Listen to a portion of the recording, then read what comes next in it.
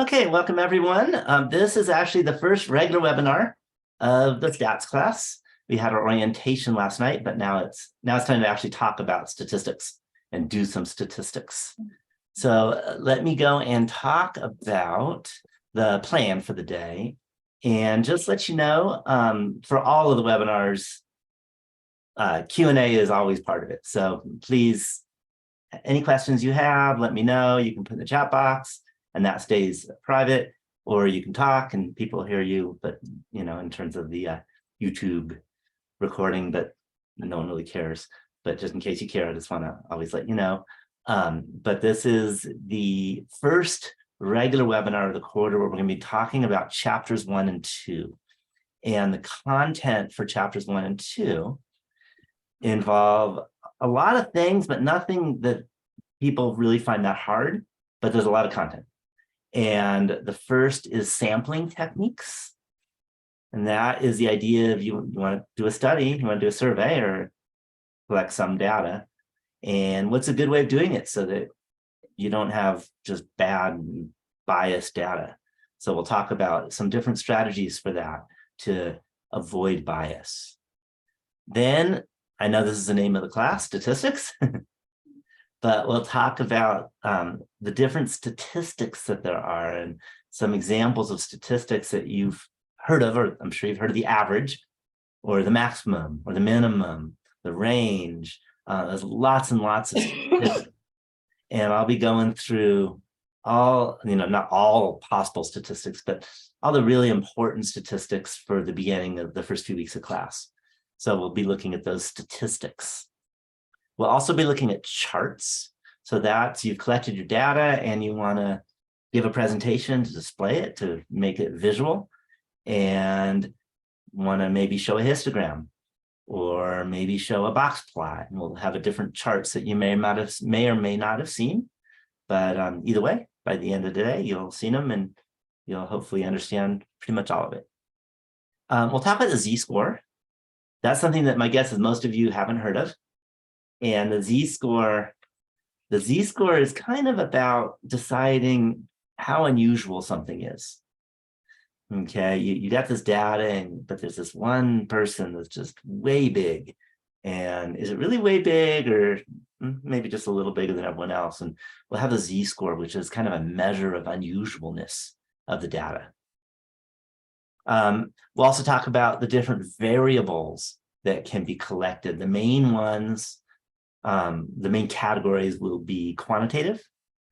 There'll be the yes/no question, and also the qualitative. Those are the three main ones. I'll talk about what those are and when you use them and what they're for and what you want to do and when and why and all that. So that is the plan today. So let me ask you, are there any questions? Again, it's always good to have questions, so you don't have to feel weird or anything, but if there's any questions, it's a really great time about the class, especially maybe something you've tried to do but couldn't figure out how to do it or whatever, because I do have the Canvas shell available to take a look at. Any questions? If can't come up with it now, but you come up with it in 10 minutes, you can still ask it or post in the chat box. But again, that's a big point of this webinar, is to be able to answer your questions just right up, so that you don't have to wait until I see it on the Q&A forum. Okay, if there's no questions, I want to talk about sampling technique. And the idea is, and kind of what this class is all about, is that you want to get information about something. But in terms of that something, it's way too much to get everything. So, for example, you might want to find out, I don't know, something like maybe what's the grade point average of the average student who takes online statistics? And there's probably like 1 million students, maybe not that many, but maybe 100,000 students taking online statistics. There's no way in the world you're going to be able to figure out or find everyone's grade point average who's taken an online stats class in maybe California even. It's just not going to happen. So the idea is you do your next best option, and that is you collect a sample. And you collect a sample and then use that sample to say, well, this is what the sample showed. So I have a good guess of what the population is all about. And kind of in a couple sentences, that's what this course is all about, is you can't get the information about the whole population. So you do a sample and then you say, there's my best guess. And then we're going to spend a lot of time this quarter on how accurate is your guess. You know, are you off by a whole lot? Or is it very likely that you're really close? Because you're not going to be exact, but maybe close enough that no one really cares if you're off by a little bit. So that's the idea of sampling, and you want to decide how to sample. So maybe you can put in the chat box, if you wanted to do that study and you wanted to find out what the grade point average is of the average student at, how about California, who's taken online statistics, and what's their average GPA. And let's say, you had enough time to maybe survey 100 students. Which 100 students would you ask? How would you find the 100 students so that you have a good representative sample that is kind of like the rest of the whole state? So put in the chat box or say it, how you might like come up and find 100 students. I mean, again, there's like 100,000 students taking online stats. So see if you can tell me how you might come up with 100 students.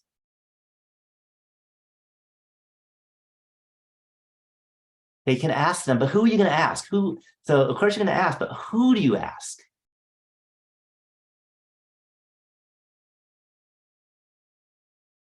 Who's the them? Which 100 are you going to pick? Right? Which 100? There's maybe 100,000 that have taken online stats. Which 100? You're just going to do this little group of 100.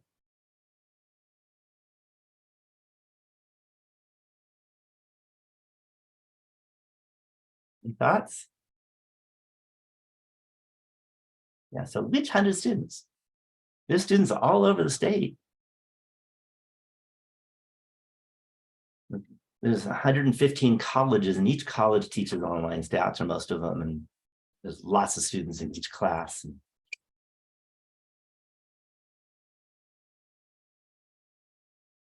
I've probably taught several thousand myself. Contact math departments at various schools. Okay. Maybe go some schools. Okay. Get a list from the college and send out a survey. You could try doing that. There's all kinds of legal issues with that, by the way. You can't get a list of every student. You could try, but you won't be able to. You can definitely contact math departments. Okay, so I wanted to give this, not because I thought you would get the answer, because there is no perfect answer. Let me give you an example that'd be really bad that's slightly different. Let's suppose you want to find out the average height of students. Okay, maybe all students in California, college students, college and university students. So let's say I want to do that. So maybe I'll just like look at the first class I ever taught and look at the height of my students. Is that a good idea? What do you think? Okay, as soon as I tell you what the average height was, you're going to say no. The average height was about 7'1". Okay, and I'm not kidding. This is not a joke. The average height of my first class was about 7'1". Do you think that's a good representation of the average height of all students in all colleges in California? Yeah, it's a terrible thing. What you probably don't know is the first class I ever taught was the basketball team at UCLA. And they were enormous people, nice people, but they were really tall. So you really have to be careful to avoid those like mistakes of thinking that's a good representation of, you know, who you might pick. Does that make sense? So I want to go through the different ways of strategizing to come up with how you're going to do your sampling. It's very complex, and we're only going to do a little bit in this class, but at least we can get hints about it. So let me give you an example that was done. Okay, and this is an excerpt from Gallup poll. And as long as I, say it's Gallup poll, then I think I haven't done copyright issues because it's just a little tiny piece of it. And this was a study that they did very recently. And Americans are about as concerned with inflation and the economy as they were a year ago. But they are more worried now about drug use, healthcare, and Social Security. Okay, do they really know about every American? What do you think? Yeah, definitely not. And I can tell you for sure they don't know every American because they didn't ask me. And I've never had anyone say yes. Type in yes if they asked you. Otherwise, no. My guess is no one got asked because there's, hundreds of millions of Americans in the. So good luck getting asked on one of these surveys. Okay, yeah, it's just going to be a no. Okay, so that they come up with this data, and the question is, do you believe it? 59%. This was last year versus this year is how the data is. I'm doing a little excerpt. Okay, and then for again, what they said is inflation and economy. You can see the economy went from 58 to 60, inflation 59, 61, and drug use, on the other hand, 38 to 46. So a big increase. But again, they didn't ask everyone. They don't know about every American. So do you trust this survey? Do you trust the study? What do you think?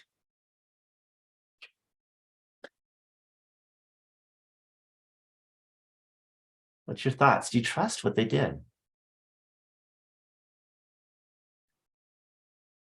I see y'all jumping in. I'm looking at the chat box. Okay. All right.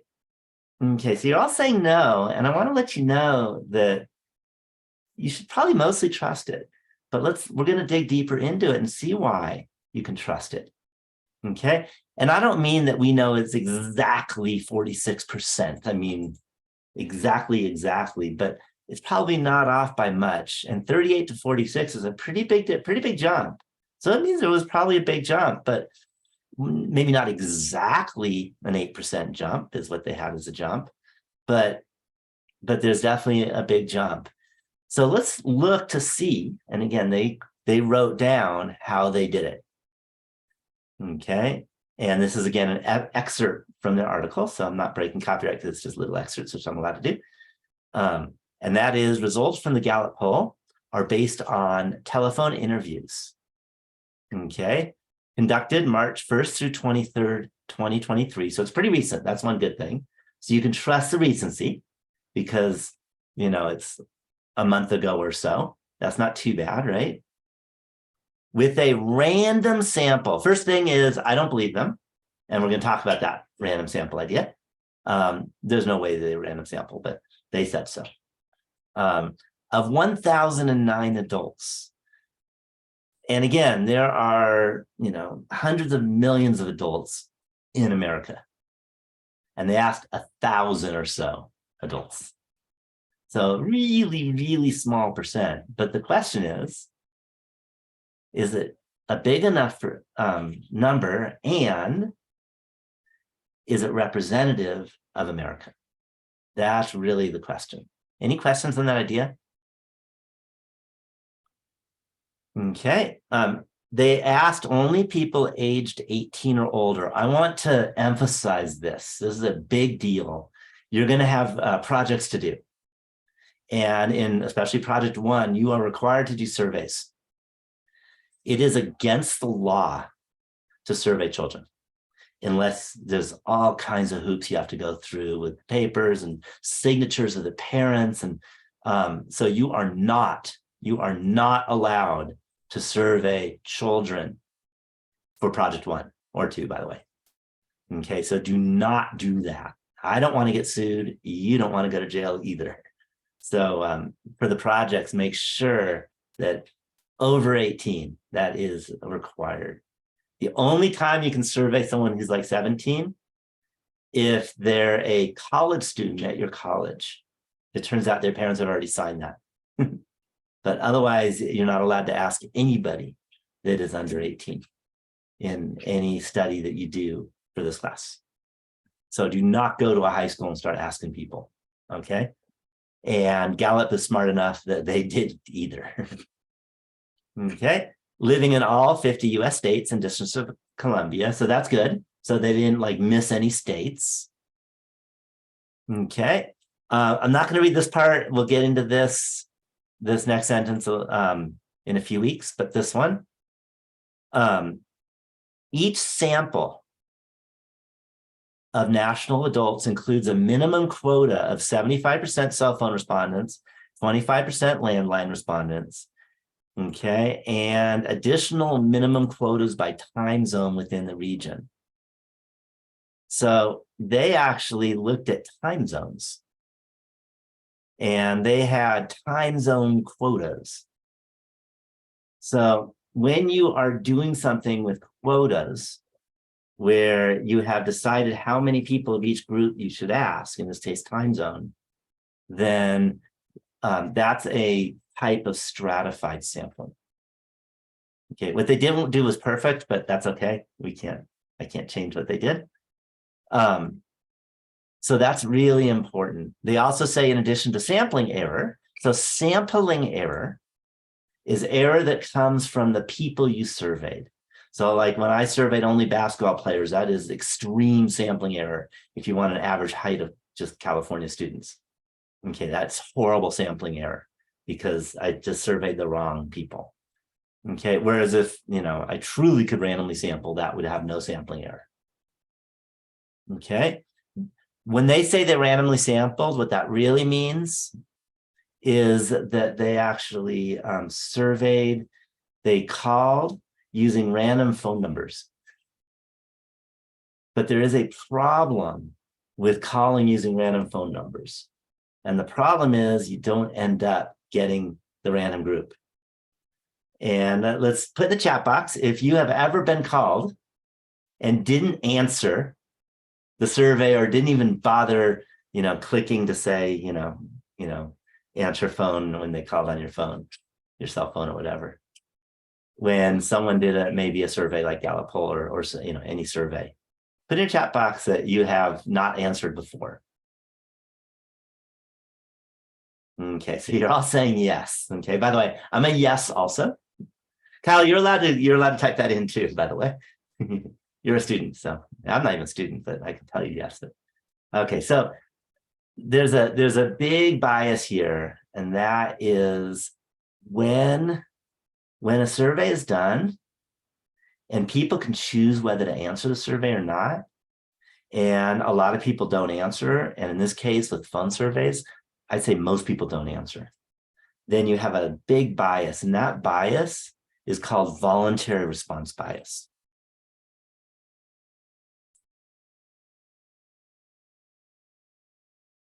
So voluntary response bias means that people are volunteering to answer the survey, and some do and some don't. And especially if the type of person who answers the survey tends to have different answers than the type of person who refuses to answer the survey, then you have voluntary response bias. Okay, any question? Anyone lost on what I just said? So let me give you a true example. It happened, it was a lot of years ago, but not too many, you might remember it. That was when Trump was running against Clinton. I don't know if you remember that election. It was a while back, his first election.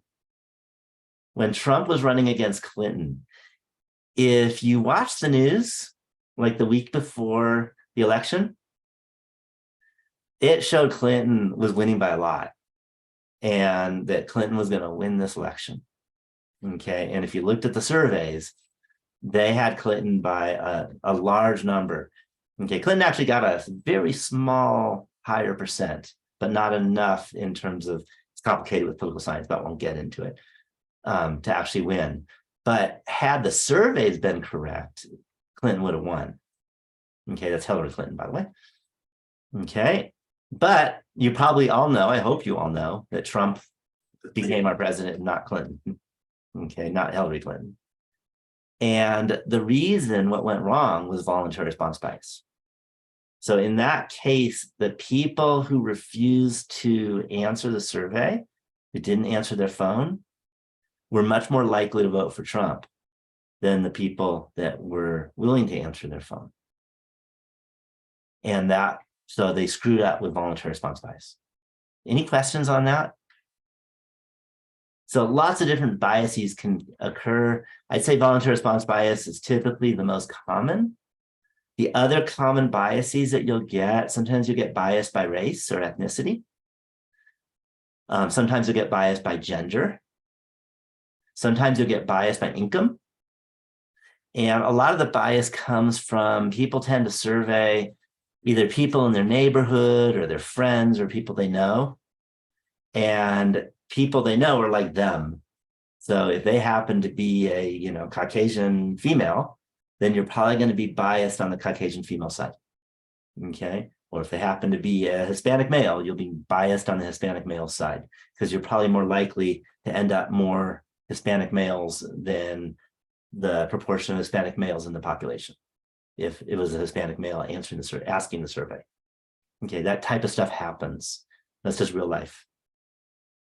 I will let you know, I actually have a real life experience in this, in that I have conducted a survey for a job, a paid job. I will be in shock if any of you can guess how old I was when I did it. I worked for Carroll Davis Market Research Company, and I conducted surveys, and we did everything we could, we tried to prevent bias. How old do you think I was? Just a random question. See if you're paying attention to the chat box. When I worked for Carroll Davis Market Research, making phone calls to, doing surveys, I was the person that called people. You want to type in their number?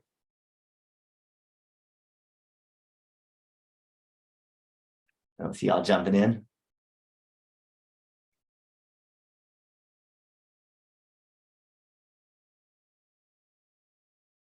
Okay. I've never had anyone get the right answer. I was 11 years old. Things are different in those days. Nowadays, the company would get sued and go to jail, but in those days, kids could work. So I did it. So one of my very first jobs was surveying people on the phone. Nothing to do with like being a statistics professor. I was 11 years old, but I did it. But I had the experience. I know how it all works. And kind of cool. Okay. So let me tell you the different sampling techniques you can do. Okay, so the first one, which is the best, and you can almost never do it, and I'll like the first two because they're kind of similar, is random sampling. And you'll hear them say that a lot, but it's almost never done. Okay, so random sampling is almost impossible. The only way to do random sampling, true random sampling, is to get a collection of every single item or person in the population, put that whole collection in a computer, have the computer randomly select, let's say you want to do a random sample of 50 of the items or the 50 people, and then you have to go and find the data for all of those 50 items or 50 people. There's all kinds of issues with that. One, usually the biggest issue typically is you can't get a list of everyone. So if we want to do a random sampling on people on Earth, good luck. You have to get a list of all, what are we, 8 billion or 9 billion, somewhere around that, people on Earth. You can't get that list. Okay, that list doesn't exist. So you'll never do a random sampling of people. Even Californians, we're talking about, I think it's over 40 million people. Good luck doing a random sampling because you can't get that list. Usually it's against the law to even get a list like that. Even if you want to do, let's say, a random sample of trees in the Sierra Nevada mountain range, good luck. There's like 1 billion trees in the Sierra Nevada mountain range. You can't get a list of them all. So random sampling is a big, big problem. Okay, there are some times you can do it, and that if the population isn't that big and you don't have any issue with voluntary response bias, then you can do a random sample. Okay, but you have to make sure that you can get the data from any particular one that you grab. So any questions on random sampling? Okay, simple random sampling is a little more complicated. I'm going to say it quickly. I'll let you read it in the book, but it's not just every person has the same chance, but every group of people have the same chance of being as any other group of people too. It's a little more complicated. I'll maybe mention it again when I get to stratified. Okay, so just let you know, if you think you can pick a random number from, let's say, 1 to 10, let's see if you can do that. Pick a random number from 1 to 10. Put it in the chat box.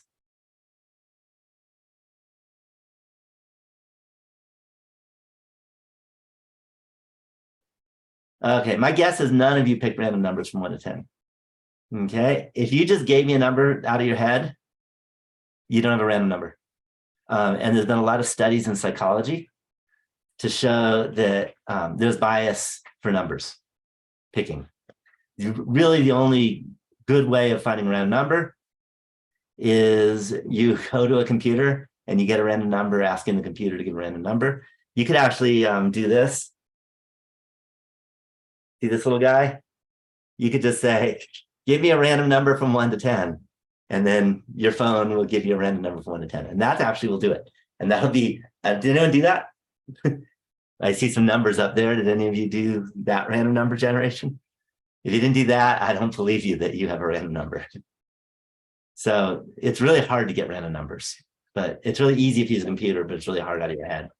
And again, it's psychology. I won't get into the details of psych. Okay, so random sampling is tough.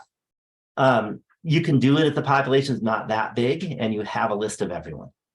Okay, usually you don't.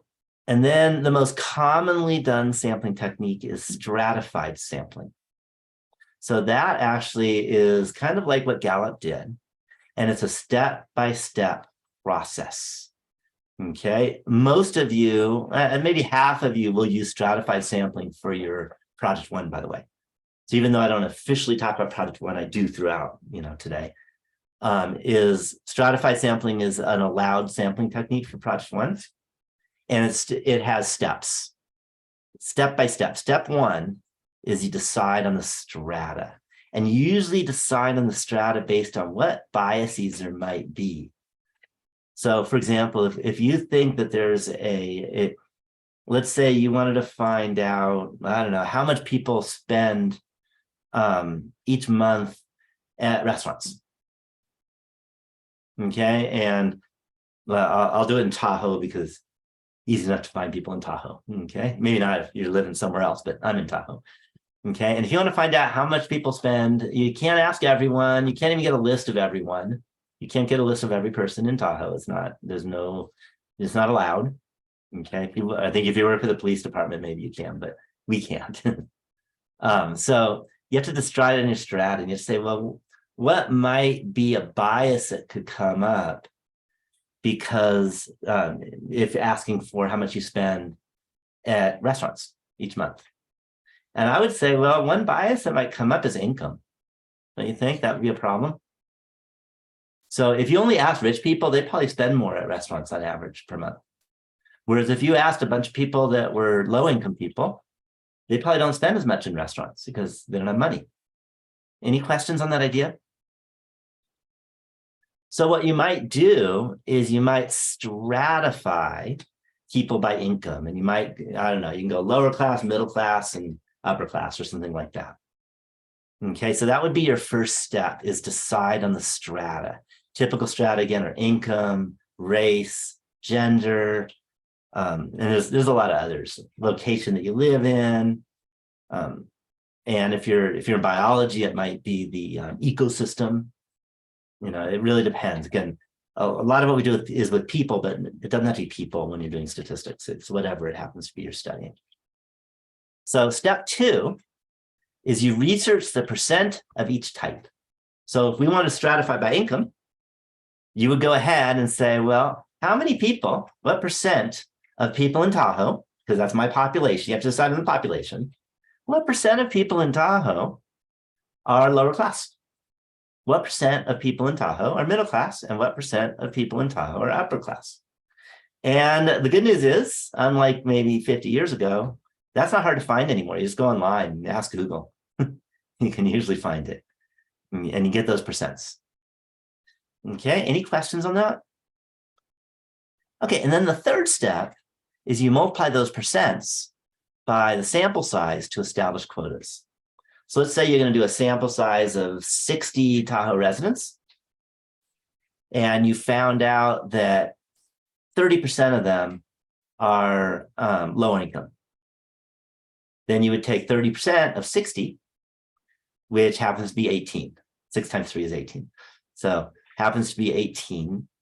And then that's your quota for the lower income group. And you do the same idea for middle income. You do the same idea for upper income, if that's your strata. And you get your quotas. Any questions on step 3? Okay, step 4 is conduct a survey and make sure that you actually survey by quotas. So if your quota was 18 people for lower income, you need to ask exactly 18 lower income people.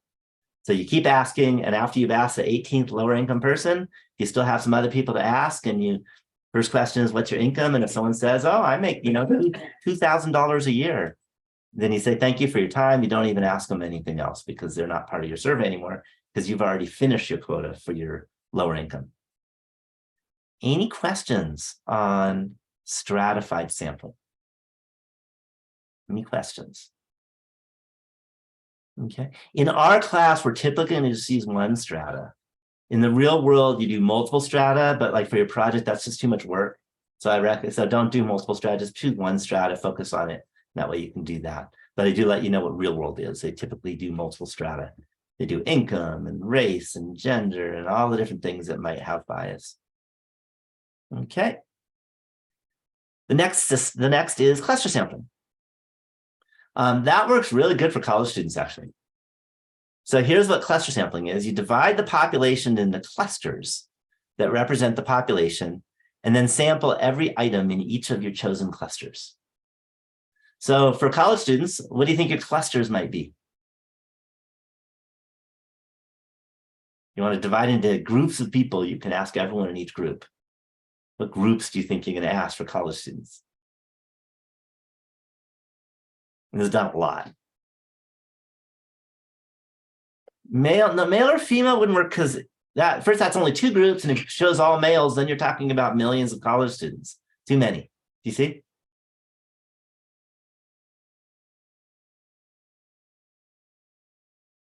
You could do age groups, but also if you did 18-year-olds, there's like hundreds of thousands of 18-year-olds that are in college. Yeah, so the male, female, or the age group, that would more be for stratified sampling. Yeah, different classes. Okay, so classes is really the cluster almost everyone uses for college students. So you would say, we're going to let classes be the clusters, and you're going to pick some representative clusters or representative classes. So you might pick a statistics class. You'll pick an art class because that might be a different kind of student. Maybe you'll pick a differential equations class. Maybe you'll pick a, real estate class in community college. So you're going to pick classes that represent the students of the population. And then you're going to go to each of the classes and you're going to make sure every student in the class answers your question, which is actually not that hard. You walk into the class, especially if you have the instructor do it, because people ask if I make you answer the question, you will. So that's done a lot. So let me give you another example that people use cluster sampling, and that's in biology. Let's suppose you want to find out the average height of pine trees in the Sierra Nevadas. So again, there's no way you can get them all. There's billions of them. But the clusters in that case, any thought of what your clusters might be?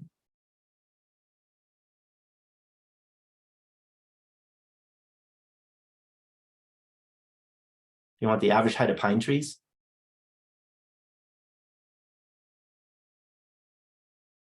Any thought what your clusters might be?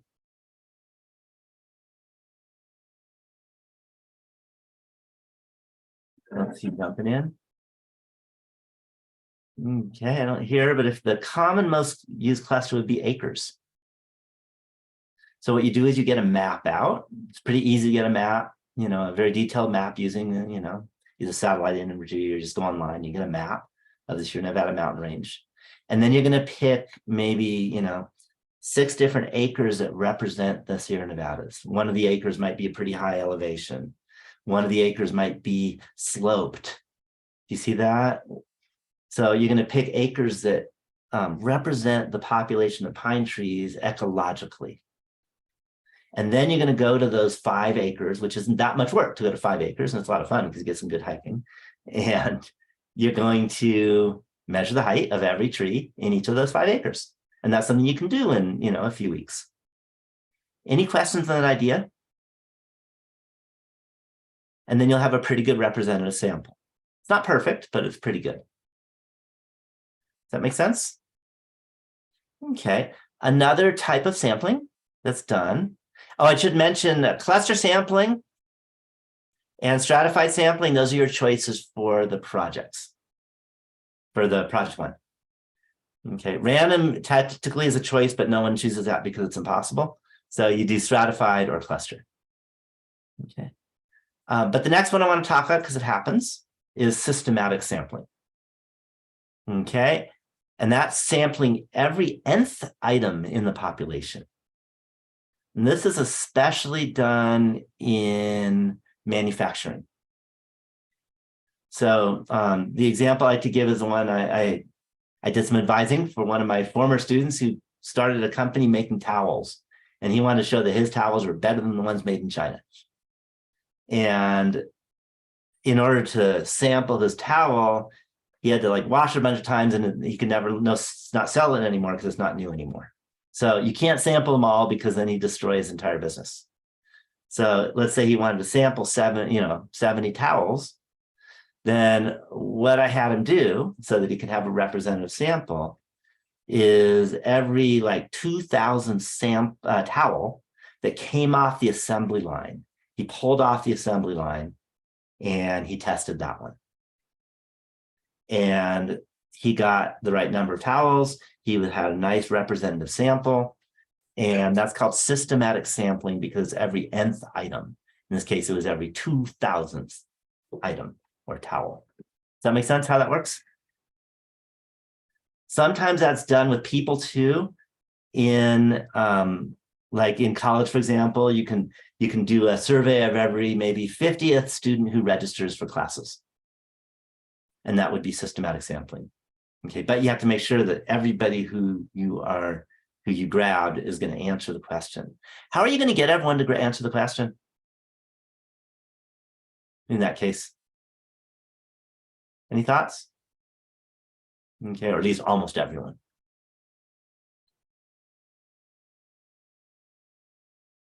And I tell you, it'll make sense. But anyone, any thoughts? If you had to do it.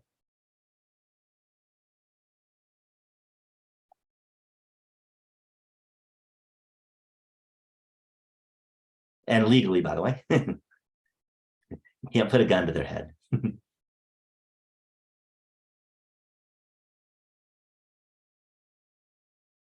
don't see anyone answering.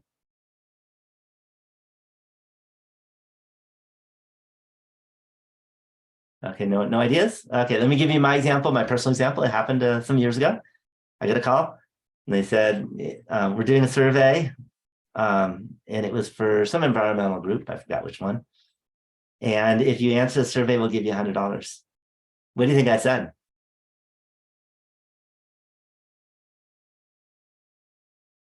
Absolutely, yes. That was the easiest $100 ever made. And everyone's going to say yes to that. And that's one way of getting people to answer your survey is you give them money. Okay, and that works. So there's different ways of making sure people answer your survey. Okay, and then the final type of sampling is called convenience sampling. And that is, you just collect data on whatever's the easiest. Go out, ask your friends, There's lots and lots of convenience sampling done. Do you think that is a good idea if you want to, say, publish a paper for, maybe you're getting a master's degree and you want to write your dissertation or write your thesis, I guess, write your thesis?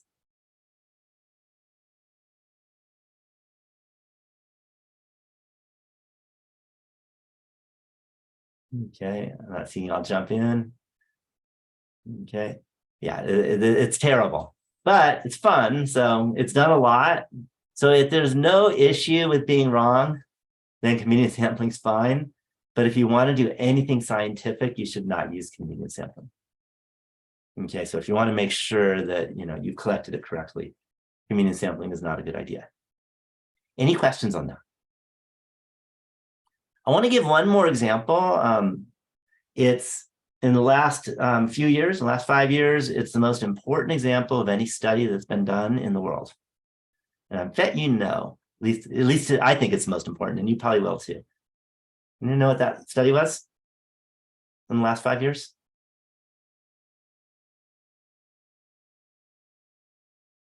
Put in the chat box.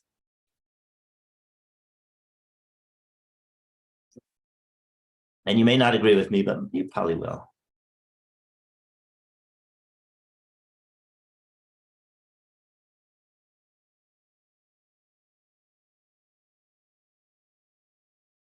Any thoughts?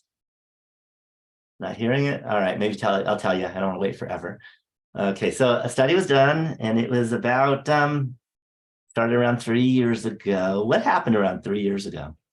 It was the biggest thing that happened in our lifetime, maybe. Yeah, COVID.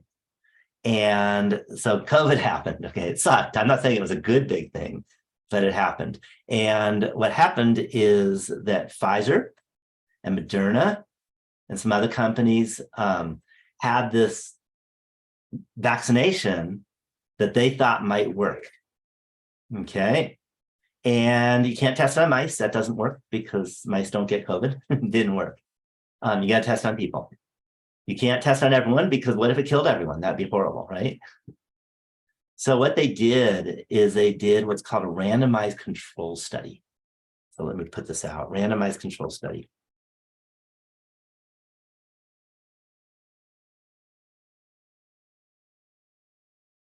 And what that means is you grab or get many. I'm going to use people, but it could be dogs, whatever you're studying. And this for COVID, it was people, obviously, people. And for COVID, by the way, they got 20,000 for Pfizer. Pfizer was 20,000. I don't know what Moderna was, but Pfizer was 20,000 people. Then put their names in a computer. Okay. And again, it's a lot of work, but that can be done. Okay. They have a lot of money, Pfizer and Moderna. So they had them type out all the names in the computer, have the computer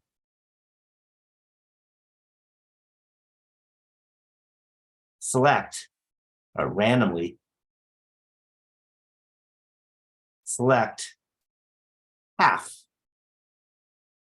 of them to be the treatment group.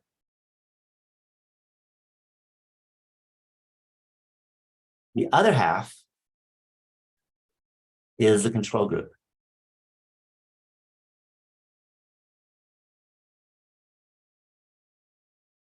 Okay, that's called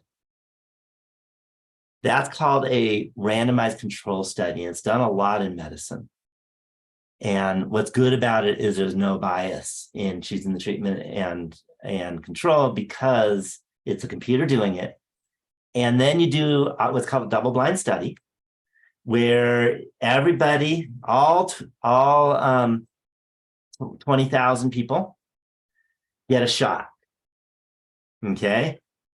and are told they're getting vaccinated. 10,000 of them are getting a shot of nothing, maybe water or something. You know, I'm not a doctor, so I don't know what you can put in safely, but something that does nothing to you. But the other 10,000 are given the vaccination. And then you watch them for several months. And then after maybe 5 months, you say, well, how many people from the control group ended up with COVID? How many people from the treatment group ended up with COVID? And if a much higher percentage of the control group got COVID than the treatment group, then you get FDA approval.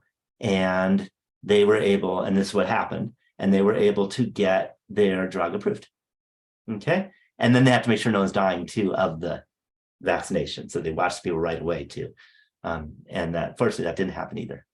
And that's how it works. Okay, this is real. I'm not giving you some imagination thing. This is how they did it. Pretty cool.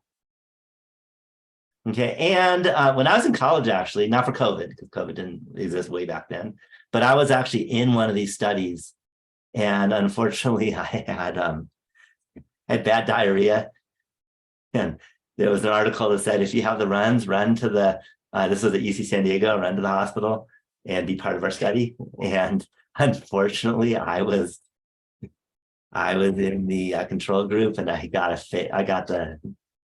didn't get the real medicine. I get better. The next day they gave me real medicine, but so they were able to show the medicine worked. But they paid me. But I remember it still. So I've been actually physically involved in it on the other side.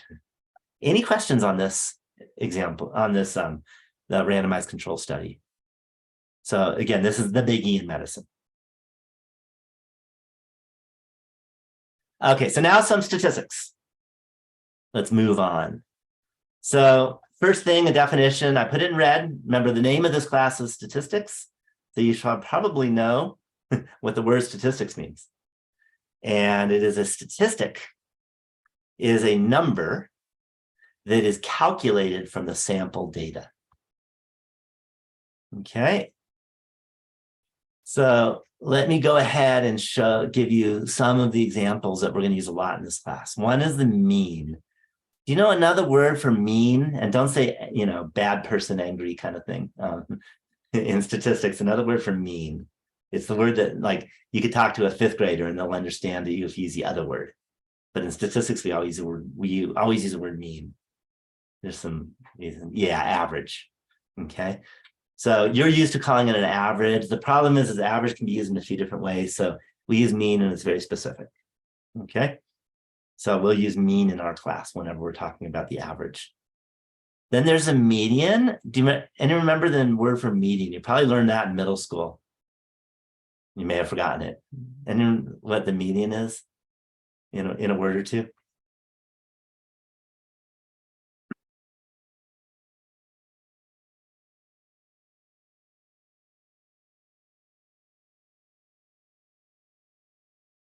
Yeah, that's the middle number.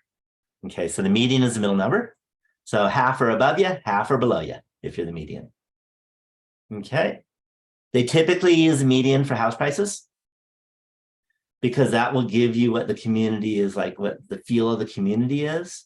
Whereas if they use the mean in Tahoe, and sorry if you're not from Tahoe and you don't know what our housing is like, but the mean housing price in Tahoe, there's like almost no houses that are anywhere near the mean.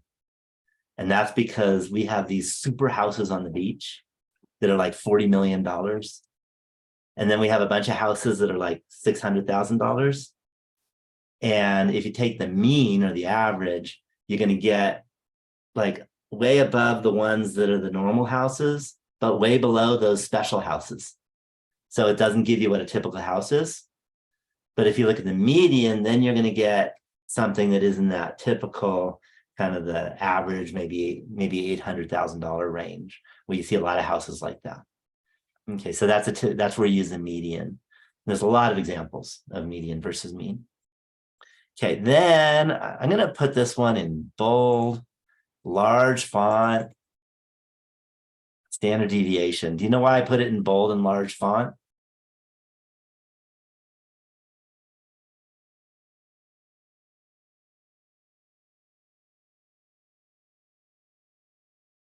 Any thoughts? Yeah, it's important. Okay. And by the way, it's important doesn't even sound strong enough.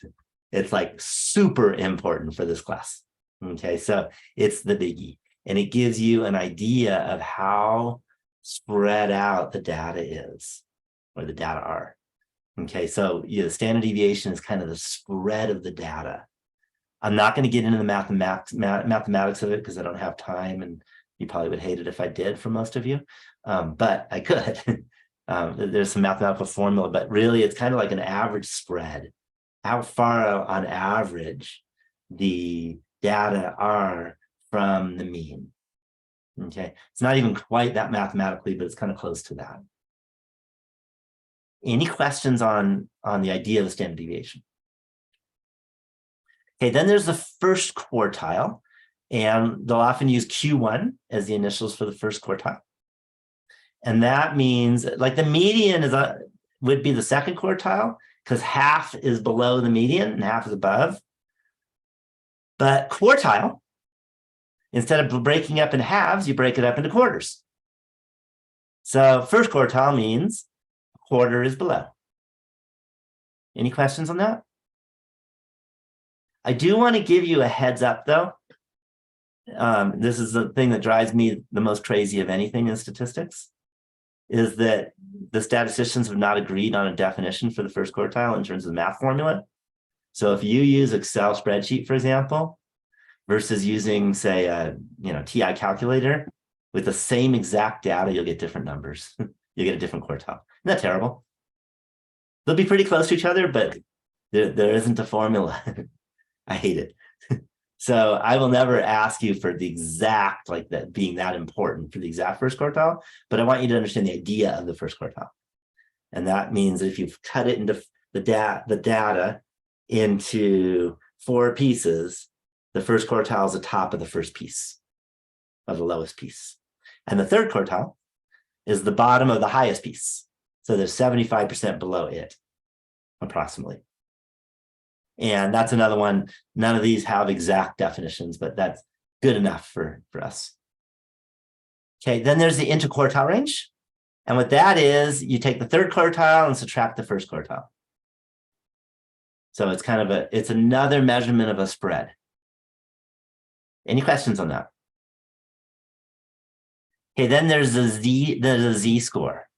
Okay, there's a formula for that. Z equals x minus mu over sigma. Mu is a Greek letter, and I like to remember it. And one of these days I'll have my webinar at home. You'll get to see my cat, and it loves this letter. Do you know why? My cat's name is Chio, because she goes mew, mew, mew, and she wants me to pet her. So just remember that. That's mu. Okay, and that is the population mean. Okay, this on the bottom is another Greek letter, and that's sigma.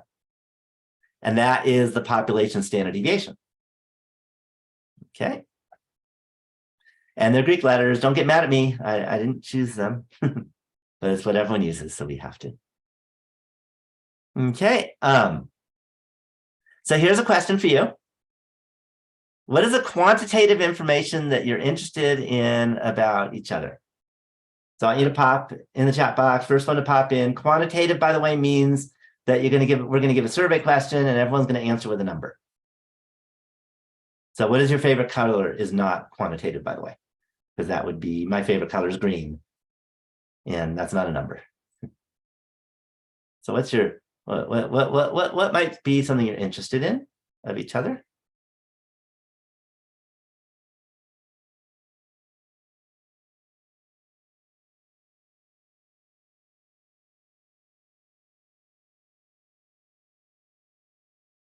Okay, age will work. Okay, so here's the deal. And again, I'm not going to give names, so this, no one will know who's who. So I want you to put in your age. And the deal is, when I ask you to do something like this, you have to put something in the chat box, and Kyle, let me do it to your student too. And put in your age. If you don't feel comfortable telling everyone your age, you can lie, but don't say 300. Say something that's at least reasonable, but my guess is you'll be okay with telling your age. And again, this is not going to be publicized in terms of names and numbers. So everyone has to put in their age. And okay, so again, we don't have that many people here, but let's see, there's more. Okay, here we go. Okay, so let me put in the numbers. And this is what we call a small sample size, 19, comma, 27, comma, 41, comma, and I'm not a student, so I think I shouldn't put mine in because we're looking at students, and 22. Okay, so by the way, the sample size is 4. You never want to do statistics with a sample size of 4, but I don't have any choice, so I'm doing it. And I want to mention something else that's important is what's the sampling technique I just used?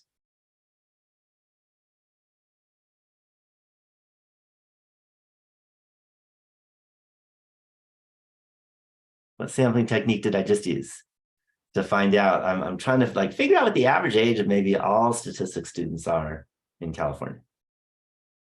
And I got 4 of them. What technique did I just use? See if you remember. It's not that hard a word. Yeah, this is definitely convenience sampling. Okay. There was nothing scientific about this. I just grabbed you guys, easiest ones to find, and I put your answers in. Any questions on that? Okay, so let me show you a couple ways of doing this. Okay, in terms of getting all these statistics. One way is using the spreadsheet. I want to show you the spreadsheet because that's what you can do for project 1. You're not going to have a sample size of 4, by the way. Turns out you'll have at least 31 will be the minimum.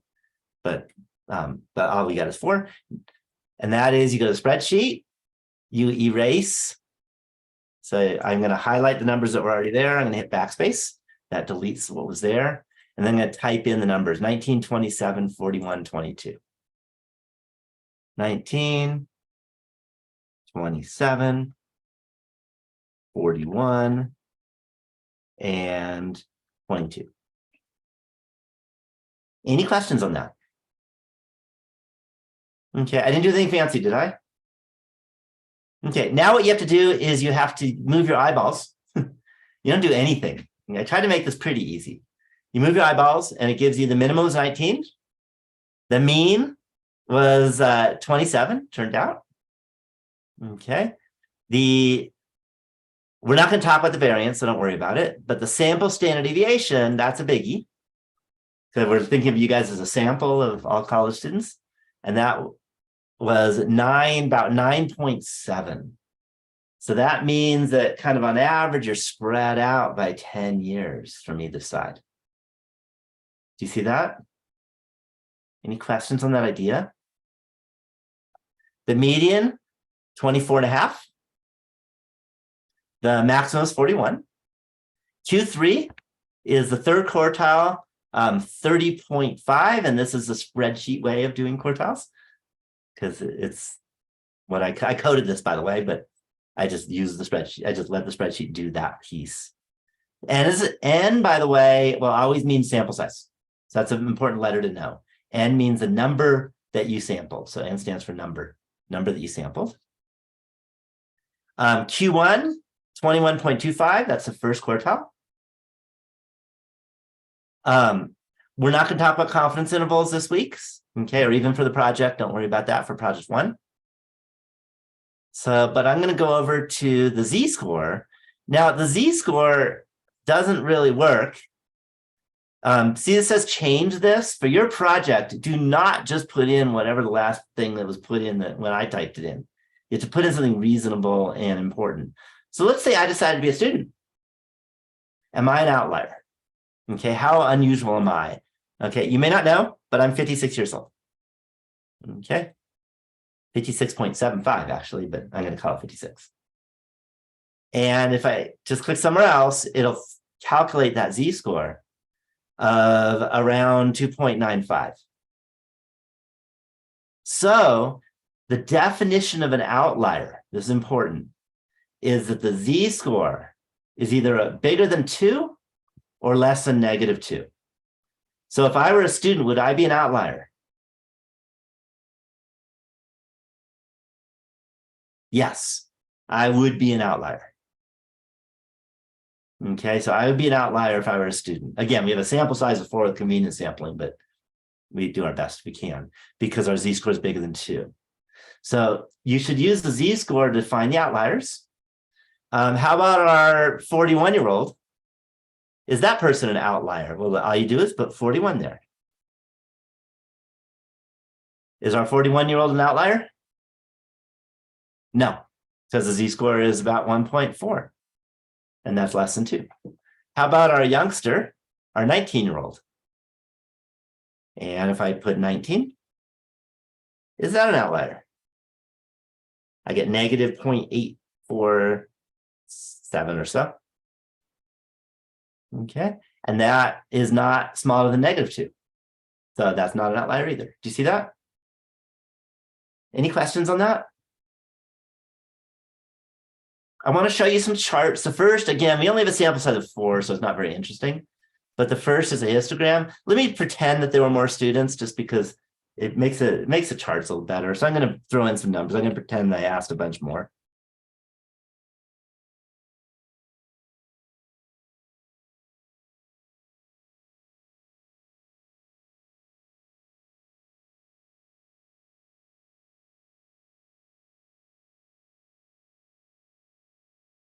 Okay, so suppose I asked a bunch more. First thing is this gives a histogram. And the shape of this histogram is called skewed right. We have, notice the tall bars are all on the left, and from there, it kind of goes down to the right. Do you see that? So we call this a skewed right histogram. I'm hoping you can guess what a skewed left histogram would look like. Can you all guess about it? Give you about 5 seconds to think about it, and then I'll say it, but I'm sure you're going to think the same thing. If this is a skewed right histogram, hopefully you know what a skewed left histogram was. Okay, so a skewed left would mean that the tall bars are on the right, and then it goes down to the left. Yeah, it would look the opposite of the current graph, a mirror reflection of the current graph. Okay, I want to mention some other really important shapes. If it's just flat, if every bar is the same height, anyone know what you call that? If everything's the same, what's the word in English to say everything's the same? And we use it in math also. Besides same, by the way, it's a different word. Any guess? I'll give you a hint. Starts with a U.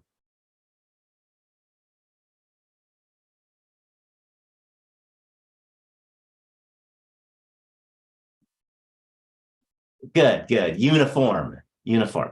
So uniform means flat, okay? So probability of being at any particular, group is the same as any other group. Okay, on the other hand, if it looks like a bell shape, so a bell-shaped curve, you've all seen bell-shaped curves, hopefully. We call that a normal distribution. And that's actually the most important distribution of this entire class. We'll have a whole chapter on it, so we'll be good with that later. But that's the biggie. And we'll understand that, but not until we get to chapter 7. We'll see it in chapter 6, and chapter 7 we'll understand why it's important. Any questions on the histogram? Okay, let me just show you some other graphs that you can do. If you click this stats button, I coded this up. And if you go to box plot, then that shows you what's called a box plot. This is often called a 5-point summary. What it shows is the minimum, which is 17, the maximum, which is 30, the first quartile, which was 19, and then it turns out the median and the third quartile are both 22 in this case. This is called a box plot because we got a box here. It's used a lot, and it's the 5-point summary. Any questions on that idea? Okay, and in particular, between 19 and 22 is 50% of the data. It's the middle 50%. And a lot of times you're interested in that middle 50%. So box plots are really good for that middle 50%. One of the big issues with box plots is that a lot of people have no idea how to read it and they don't know what it means. So if you were doing some PowerPoint presentation to a bunch of people in your, work at McDonald's or something, and you showed this, most of them would have no idea what this was. So that's the problem with the box plot, is that a lot of people don't understand it. Have you guys seen a box plot before and understood it? Yes or no?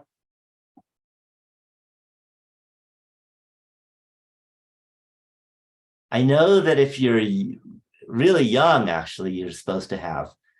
If you're like 18 or 19 years old, you're supposed to, because the new state standards in math has box plots in 8th and 9th grade.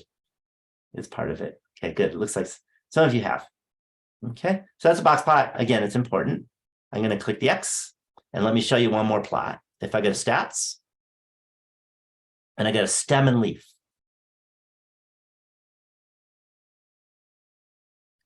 This is called a stem and leaf plot. Okay. By the way, on the box plot and the stem and leaf, you'll notice there's all these words.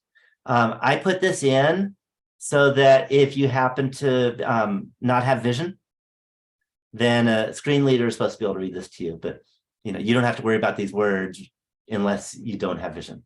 So if you can see, it's this that matters. It's the stem and leaf. But if you don't have vision, then you can read the word, you can hear the words. All right, so this is a stem and leaf.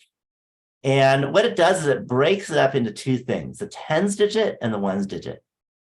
So what we can see, so for example, this one right here, this 7 right here, means that one person was 17 years old.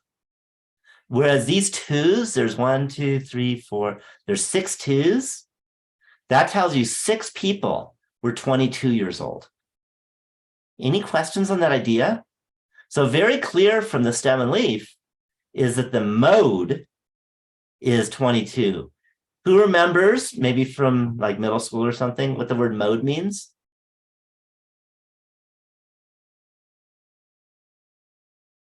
Do you remember the word mode? Yeah, it's the most frequent.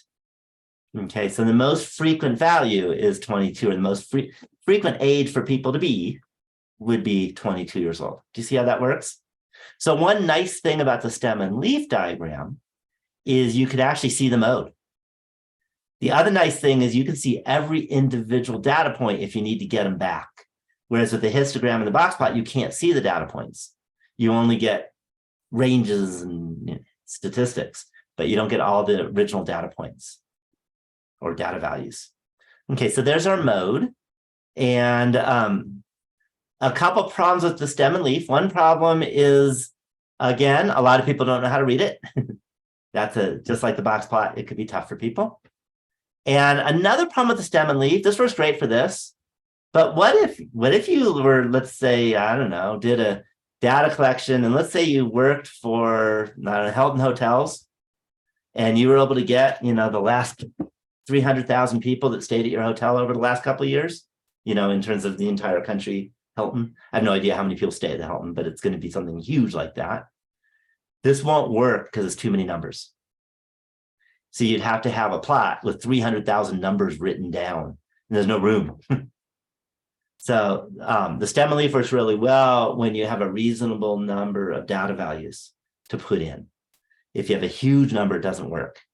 Also, if you only have single digit numbers, it's worthless, because then there's only one stem value and it's just one big long list of numbers. Basically, you're just ordering your numbers. So really, stem and leaf is good for 2-digit numbers.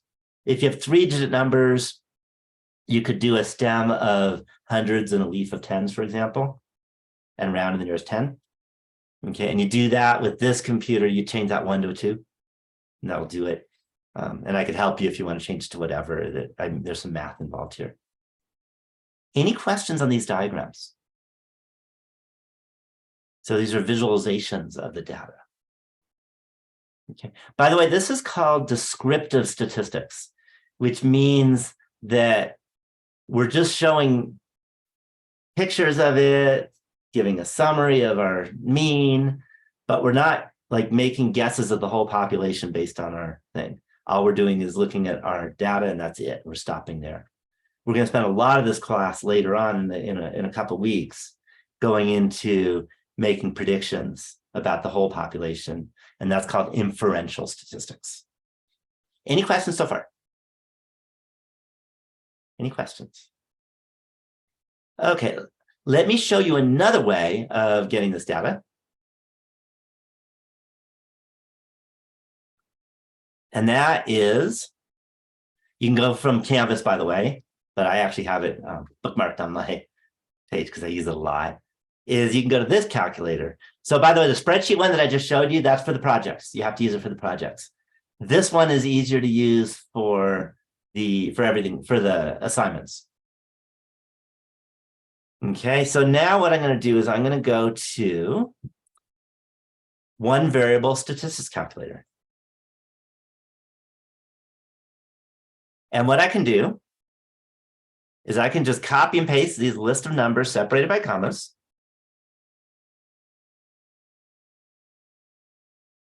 Any questions so far?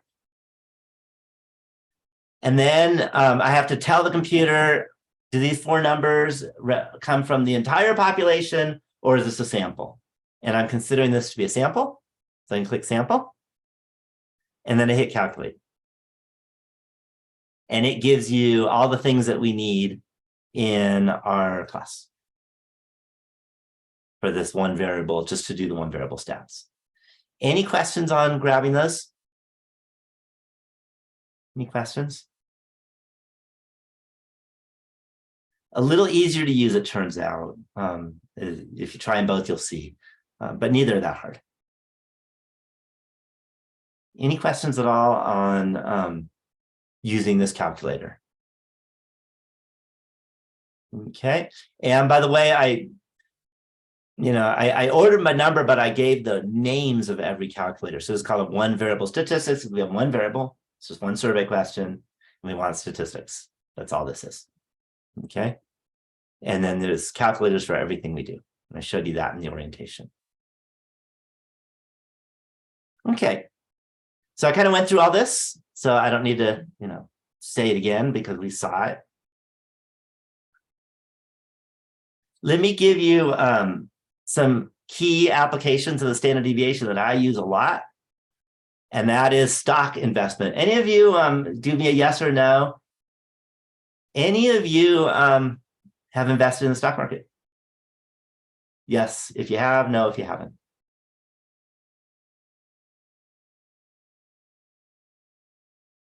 Okay, so more yeses and nos. Okay, I've been investing for longer than any of you were born. Okay, even the 41-year-old, by the way, because I got a present when I was 13. That's my first stock investment, I guess, officially. But I've invested in the stock market for the standard deviation. How do you remember the standard deviation? What does it tell you about stock? If the standard deviation is large, what does that tell you about stock? Let's say, I don't know what you invested in. I invested in Tesla, for example, a while back. And it has a pretty large standard deviation. So what does that tell you?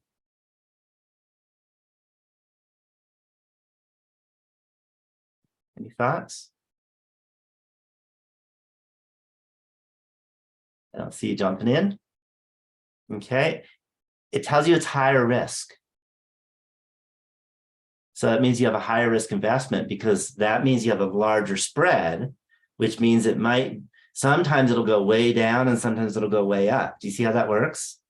Whereas if you have a low standard deviation, it kind of stays near a value and it just goes like this and not much change. High standard deviation is going to do this all the time. Any questions on that? Okay, and by the way, sometimes higher risk is better. Sometimes higher risk is worse, but that's stock. And I'm teaching statistics here, so I can't tell you all the details.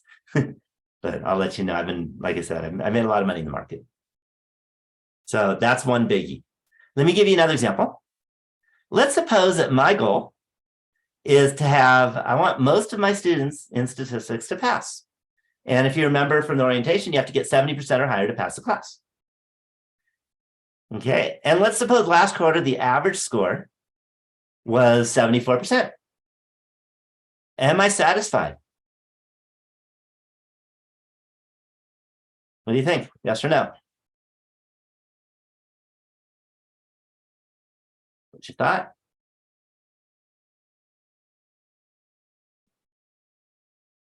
Am I satisfied? If my goal is to get most students to pass, get over 70%, at least 70%.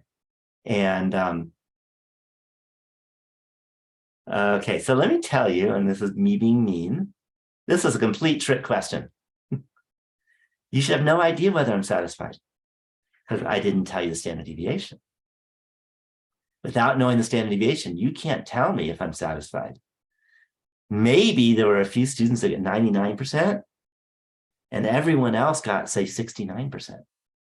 And almost everyone got D's in the class, but there were 2 A's. I wouldn't be satisfied, right?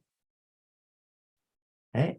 Or maybe everyone got 74%, and I'd be thrilled because everyone passed my class. Do you see that? So without knowing the standard deviation, you can't tell me. So if you thought yes or no, you were wrong. This is, I don't know. On the other hand, what if the standard deviation was 0.02%? Am I satisfied? If the average score is 74%. Yeah, now it's yes. Because if the average score was 0.02% away from 74%, that means almost everyone got that same grade. You see that? And that means almost just about everyone passed the class. So the standard deviation is really important. The mean is not enough to understand the data. It's really standard deviation and mean in combination to really clearly get it. Okay, so let me give you something called the empirical rule. This is when you have a bell-shaped or a normal distribution. Okay, and I want to remind you, you don't have to memorize anything in the class, but you have to, I would recommend putting this in your notes so that you can get to it quickly on the exam or whatever. Does that make sense? Okay, so that's important. And if the shape of the distribution is normal, and that's bell-shaped, then there is a 68% chance of being within 1 standard deviation of the mean. You can think of 68% of the data is within 1 standard deviation of the mean. Okay, there's a 95% chance of being within 2 standard deviations of the mean, and a 99.7% chance of being within 3 standard deviations of the mean. Okay, so just about everyone is within 3 standard deviations. So above 3 standard deviations, we often call it a strong outlier or an extreme outlier, usually extreme outlier, or below 3 standard deviations because it's really extreme. I mean, so few are that. Whereas it is pretty rare to be above 2 standard deviations or below 2 standard deviations, 5%, but not like deadly rare. Okay.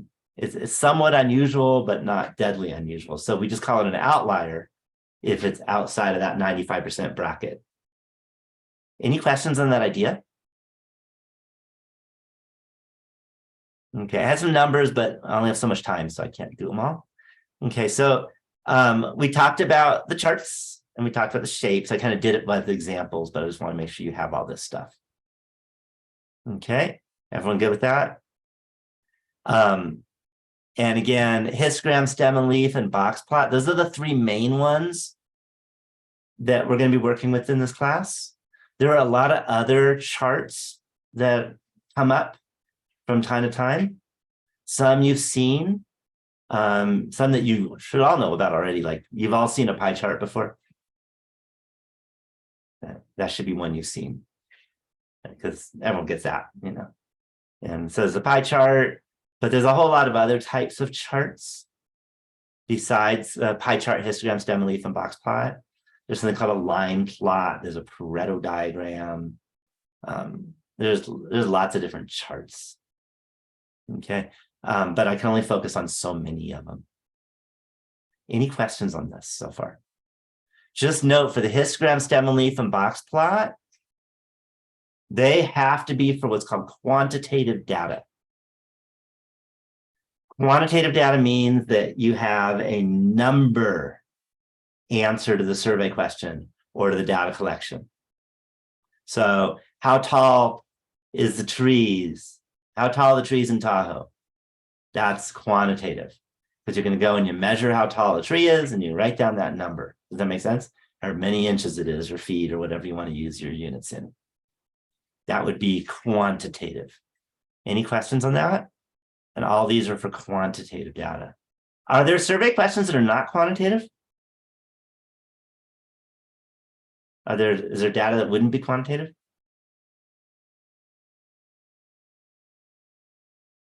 Definitely, definitely. So the next most common is the yes, no answer. Yes, no variable. Okay. And you've all seen that. In fact, you all put in yes in the chat box, which means my survey question was a yes, no question. Do you see that? But there's lots of other yes, no questions. So I could ask you, for example, have you taken classes in more than one college? Put yes or put your answer to that. Have you taken classes in more than one college? Okay. You notice you're all saying yes or no. Can I take that question and adjust it a little bit and make it quantitative instead of yes, no? You think of how you might change the question to make it quantitative instead of yes, no.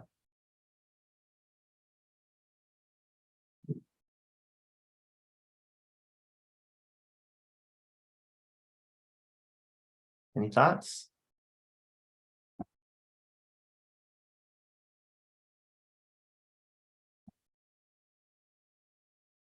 Asking how many students, because you're asking each student something, right? So the subjects of your study are the students, right?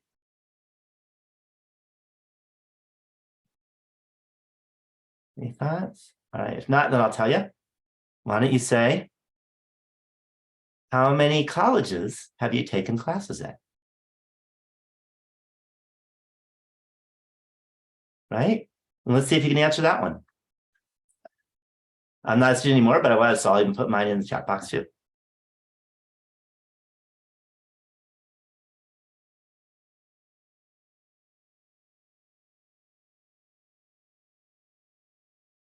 And let's see how many colleges have you taken classes at?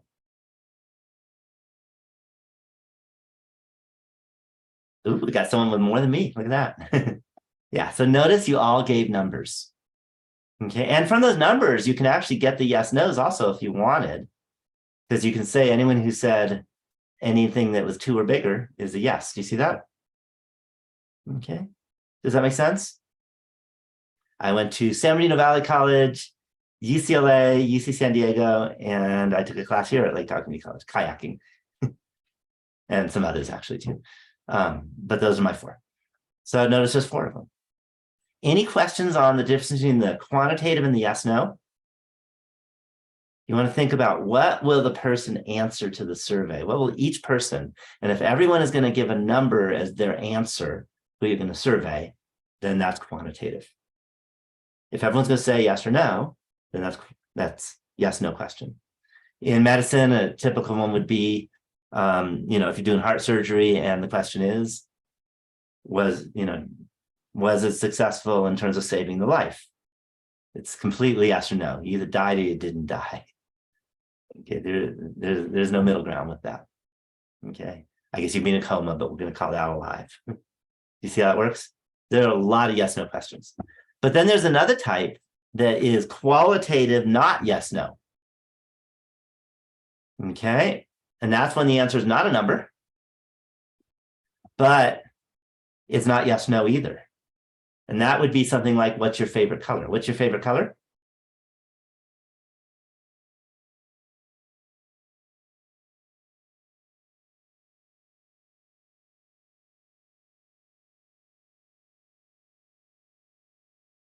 Yeah, so notice you're all giving me words. Do you see that? I'll even pop mine in just for fun. Even my last name is Green. How could I not say green? So my favorite color is green. So no, this is not a yes/no question. Is this quantitative? What do you think? Yeah, unless you're a total nerd, this is not quantitative. Do you know what I mean by that?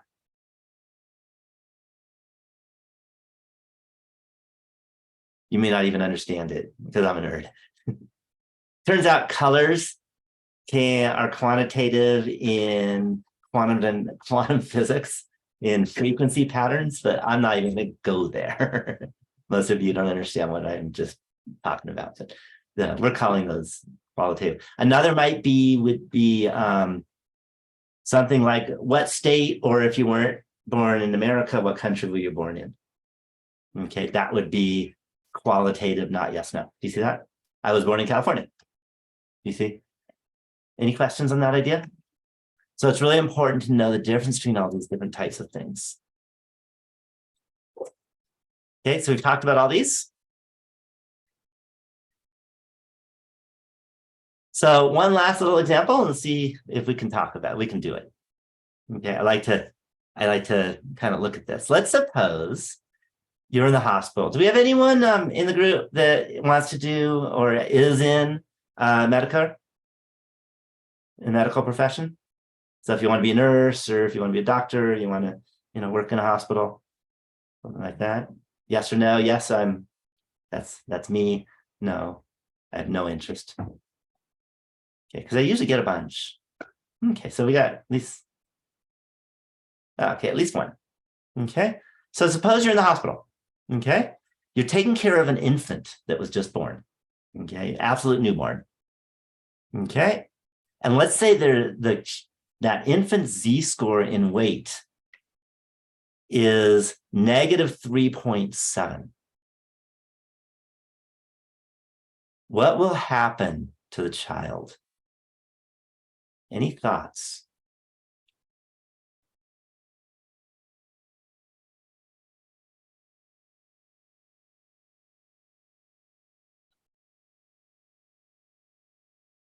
Yeah, I guess you wouldn't do this as a physical therapist, but you can imagine it. What would happen to the child if the z-score is negative 3.7 for weight?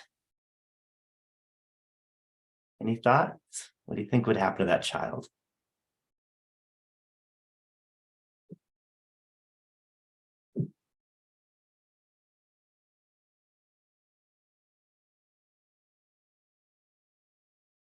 Let's see y'all jumping in. Let's think about what this is. So negative 3.7, remember, less than negative 3 is an extreme outlier.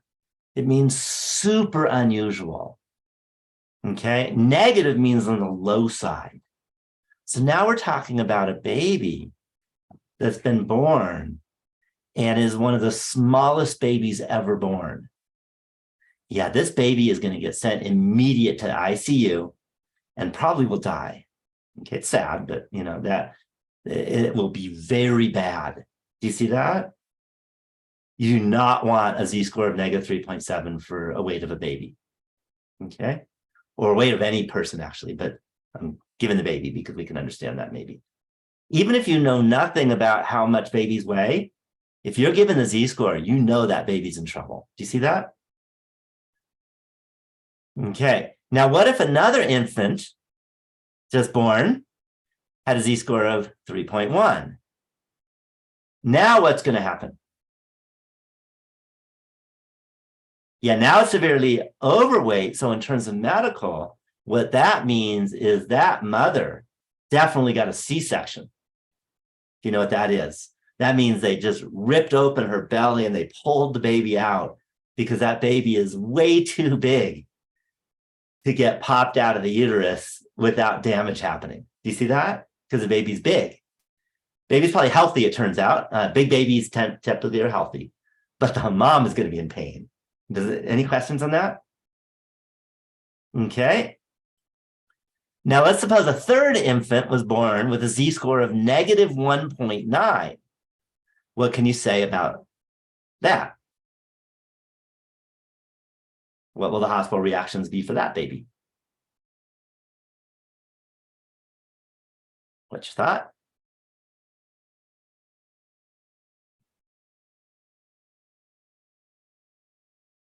Yeah, so it's actually, when you say a little small, it's not even noticeably small. That is really close to zero. Remember, negative one's not even an outlier. Negative 1.19 is not even in the vicinity of 1, and that's not even an outlier. This baby is going to look perfectly normal. Do you see that? Okay, in terms of weight. Okay, maybe that's long hair, but in terms of weight, this baby is perfectly normal. There's no problem with this baby in terms of weight. Any questions on how that works? Okay, and in medicine, this is done not just for weight, but for all kinds of things. Cholesterol, for example. Z-score is really important. I got sent to the emergency room because of cholesterol. You know what my Z-score was? Any guess? This was when I was in college. It was negative 3.2. They had actually never seen such a low cholesterol. And they sent me to the emergency room because that's not supposed to happen. And it turns out, I think I was just a super marathon runner. And, I'm not a doctor or anything, but it turned out I was healthy. So I wasn't sick or anything, but I just had my cholesterol checked. And it's like, oh my God, our machine's broken. And they tested again and they said, oh my God, go to the emergency room. And that can happen. So as a in medicine, you look at that Z-score, and if it's on, absolutely unusual, you have to deal with it. Any questions on this? All right, it's 1:33, and here's our secret word. Mew, mew, mew. Can you remember that? If not, write it down. So the secret word of the day is mew. What does mew mean, besides what a cat says?